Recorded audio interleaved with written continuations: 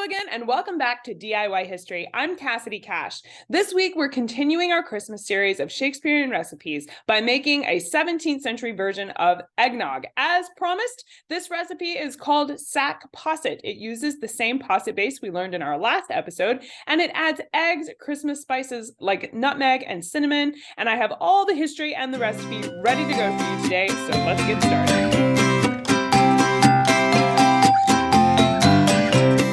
For today's episode, we're going to be stepping outside of Shakespeare's lifetime by about 20 years, and we're going to be using Mary Bumfield's Medicinal and Cookery Recipes book from 1626. So almost, let's see, that's right at 10 years after Shakespeare died. So we're stepping just a little bit further into the 17th century to grab this and to make what's called sack posset. Now, this is still authentic to Shakespeare's lifetime. They certainly would have made something like this when he was alive. So I feel pretty good about the fact that the recipe I'm actually basing this on is outside of Shakespeare's lifetime, but send me some letters. If you want to send me links to ones directly from Shakespeare's lifetime, you know I would love to hear about that. So definitely message me if you know about that.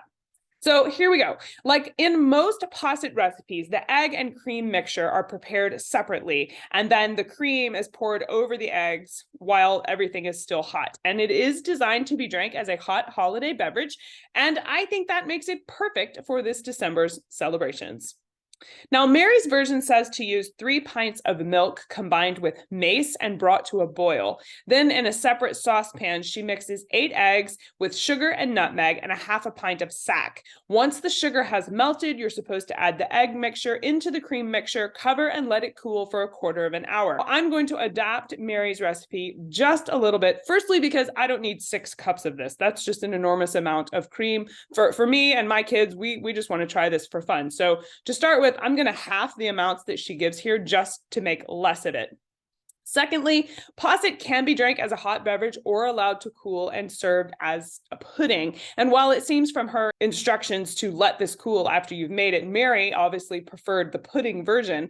But I am actually going to try it while it's hot because we're chasing a 17th century eggnog recipe here. So we'll be drinking the recipe while it's still warm. You can make your choice or do both, I suppose.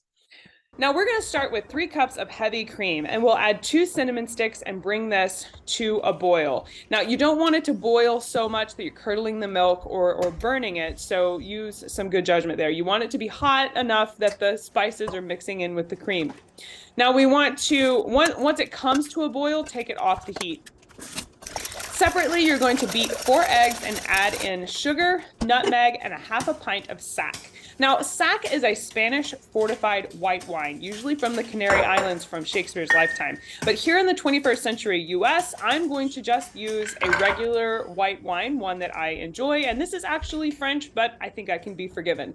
Now, at this point, you can use whatever alcohol that you want. You can use a white wine like the one that Mary's recipe calls for, but honestly, you could use any kind of alcohol. Medieval recipes added both wine and ale, so if you wanted to freelance here, I would actually suggest that a nice bourbon would taste really well in this episode or this recipe here. So add that in at your pleasure. But regardless of whatever alcohol you choose, you add that into the egg mixture. And Mary says that we should stir it and cook until the eggs are scalding hot. Now, there are not temperatures given in 17th century recipes, but I will tell you from cooking with my grandmother that scalding was always the point just before something started to boil. So you want it to be very, very hot, but you don't want to boil this mixture. And that makes sense because you don't want the eggs to curdle up. We're not making scrambled eggs here. We're trying to make an egg nog. So now, to make sure that your eggs are completely cooked and safe to drink, because after all, these are whole eggs, they are raw, and we're cooking with them, so if we don't cook them enough, there's a real risk of salmonella poisoning. So you want to use a kitchen thermometer to measure the egg mixture until it reaches 160 degrees Fahrenheit, and you can convert that to Celsius if you are across the pond. But at this temperature, the mixture will also coat the back of a spoon, but whether or not it's fully coated or how much coating is appropriate for the eggs to be safe is just very subjective and not accurate. So I would suggest using a thermometer at this step. Now, I know what you're thinking. A thermometer is not authentic, Cassidy. Shakespeare would not have measured his egg mixture with a thermometer, and I'm going to 100% agree with you. And I'm further going to suggest that that's very likely why posset had this dual reputation of sometimes being this wonderful holiday beverage and sometimes being the drink that could kill you. It's because they weren't measuring for salmonella. we would like to measure for salmonella. So just as a safety note there, use your thermometer. Anyway, once you have your egg mixture cooked completely and hot to 160 degrees, take it off the heat. Now you're going to pour the egg mixture into the cream, stirring it, and now you can drink it at this point. You can serve it hot or cover and let it cool to serve as a dessert. You can leave the cinnamon sticks in there just for how they look, or you can take it out, kind of like you would with an apple cider. Obviously, you're not going to eat the cinnamon sticks, but you can decide how you want your presentation to be.